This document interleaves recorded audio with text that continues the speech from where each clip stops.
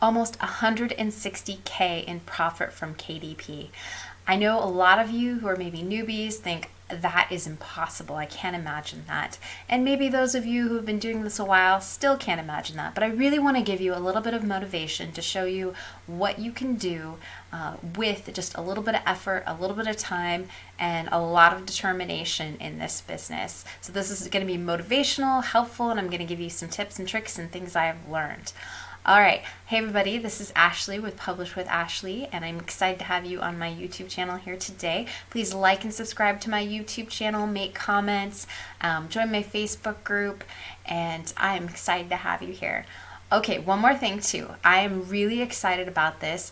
Next Monday, I've gotten together with a bunch of creators, and we have created the Profitable Printables bundle, and it is a free bundle where you're getting almost $2,000 worth of products. You can pick and choose. It actually opens on Monday, but I'm going to leave a link in my show notes that you can get on the wait list, so it'll give you an email and say, hey, it's opened, or you can wait till next week and I'll give you the link to the actual bundle that you can purchase. Well, it's free, so it's a free purchase, but you can get any of the products on there. All, some, none, whatever. But I have a product on there. It's how to create products, 10x your product creation. So some of the stuff I'm talking about today, and it's in action. It's really powerful, and it's a really just process and flow that kind of gets you expanding your mind of what you can do and how you can do it. All right, so now back to my profits. Let me show you my screen, and I'll show you how much I made over the past few years. So here's a quick proof that I've actually, see my royalty estimator says that I've made $159,846.10 over the past few years. And so I just wanted to say there's two things that I really think that kind of made this success possible. And the first is consistency, and the second is processes. And I'm going to talk a little bit about, I'm going to give you some tips and tricks on processes and how I go about that, and how I can actually, like, I looked at these numbers and I have made this much money, but it was over 2,400, I think it's 2,446 books. Oh, no, here it is, 2,422 books. That is how many books I've created over the past few years. And that's pretty crazy when you think about it. And you may think that's a lot of books. And it is. Even when I look at it, I think that's a lot. But a lot of that has to do with consistency. It's a lot about making mistakes. I would say probably, 1,000 of those books are absolute rubbish.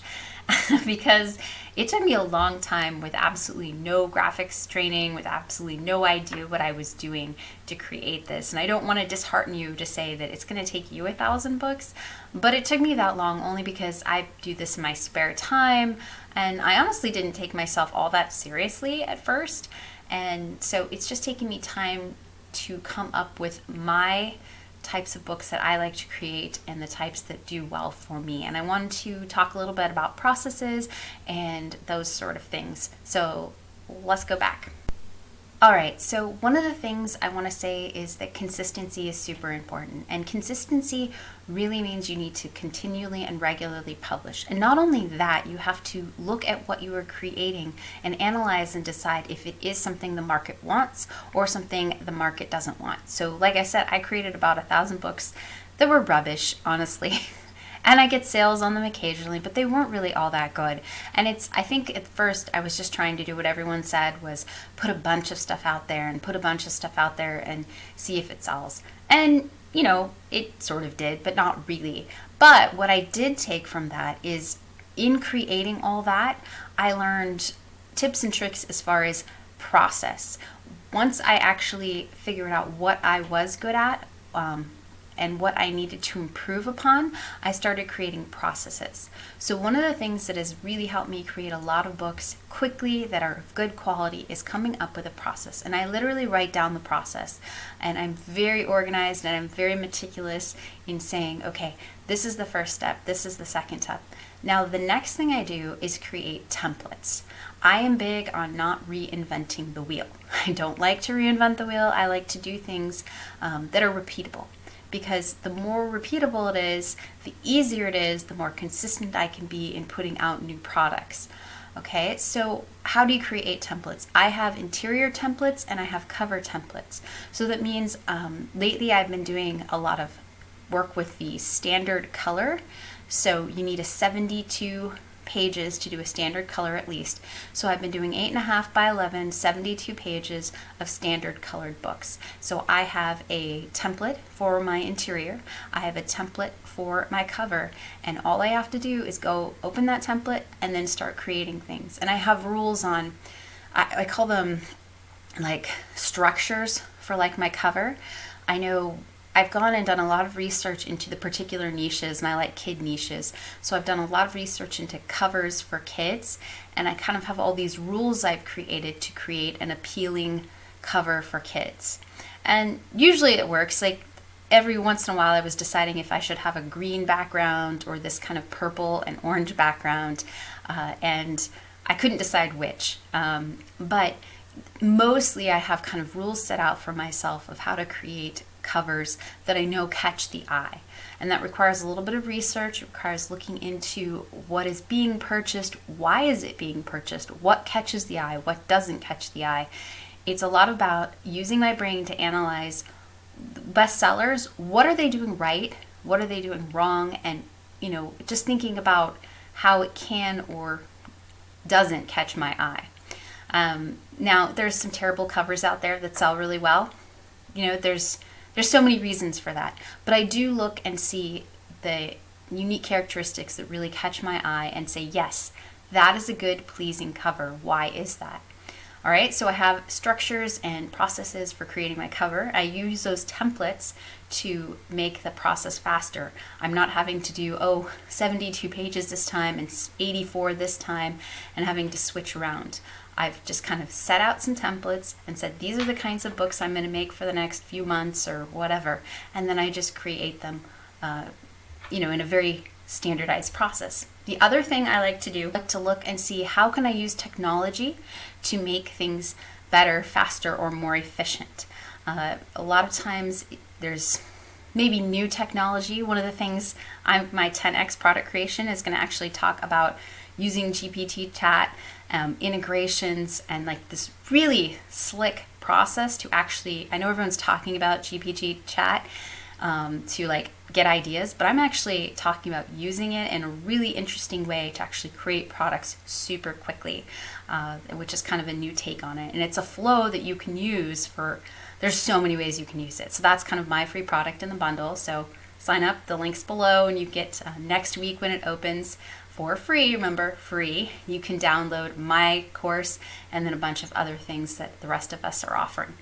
Okay, but the other thing I look at is how can I use spreadsheets? Like I was creating coloring pages last year. And so what I did is I wanted a quote on every single coloring page. And so I wrote out all the quotes in a spreadsheet, and then I kind of typed out the pictures that I was looking for and what I was looking for in each.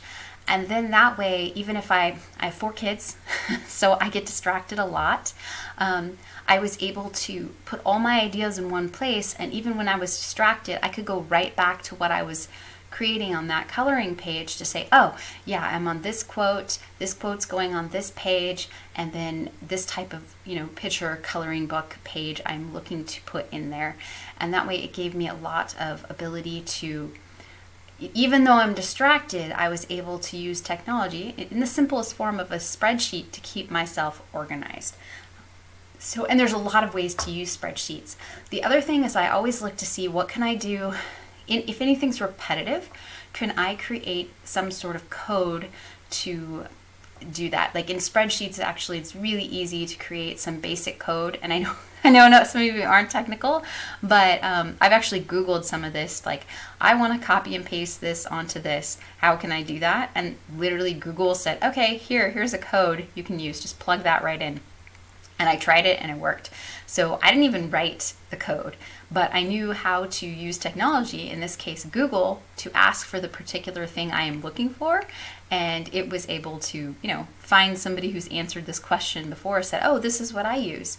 You can even ask GPT chat for things like that. I've heard people typing in for an Excel to ask how to do a certain formula, and they gave the code for that. So how can you use technology to make something that's repetitive, like copy and paste, an easier function? How can you integrate things? How can you make connections that make your work faster? So it takes a little bit of time and thought to set up, but once you've got this set up, once you've got the process, you flow so much quicker. So I'm always looking for code and technology, and how can I create things that make all the process faster. Okay, now all of that together really helps you be consistent. If you come up with the flow, you come up with a process, and I can't tell you how amazingly helpful creating templates are. That is actually, I think, maybe my number one secret to success, is creating templates so that I can create things quickly. And I know it gets through KDP's checkers, right? If the first template gets through, the rest are all going to get through, because it's a thing over and over again. And so it saves a lot of time, a lot of heartache, a lot of pain points that I know a lot of people have with, oh, my margins and oh, this. I'm all about making it easy on myself. So that really helps with creating consistent products, is using your process, using your brain, and using things smartly and efficiently to create your books and get them out into the world. Now, on the other side of the coin, I have to say that you have to learn to create things that people want. Okay, don't just reinvent the wheel. And I know if you've seen any of my other videos, I talk about lots of tips. Don't just recreate the wheel. Just because something is selling doesn't mean you're going to use the exact same thing and yours is going to sell. That product's already out there. Look at what products are selling. Look at what the market wants and create something that is in the hole, the gap. There is always a demand for new. I know everyone says things are saturated, but that just isn't true. People are always wanting new, or they're always wanting old refreshed. Art Nouveau, that's kind of an old thing, but right, it's in popular now. The 70s, the 80s, the 90s, my daughter's wearing pants that I would have worn. I was like, that's what I wore when I was a teenager. Old stuff comes back too. So don't ever think that the market is saturated, but look for the next trend, or look for a gap, or even read reviews on products and say, oh, they wanted it at an 8x10 size and the only thing out there is 6x9. Well, I can create an 8x10 size. Look at what people want and create something new, different, and original. Take the information out there to create a basis and say, what is good, what is not good, and how can I take what isn't good and make it better? And that really is a way to get into the hearts and minds of your customers so that they buy what you are selling.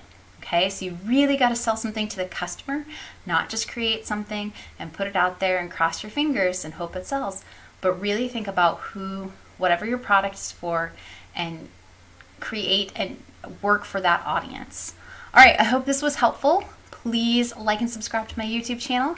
And of course, check out the link below to get on the waiting list for the bundle, where it's free. So everything that's on there is a free product and an offer for you guys that, especially mine, I'm super excited about my course. So I will see you all in the next video. Bye.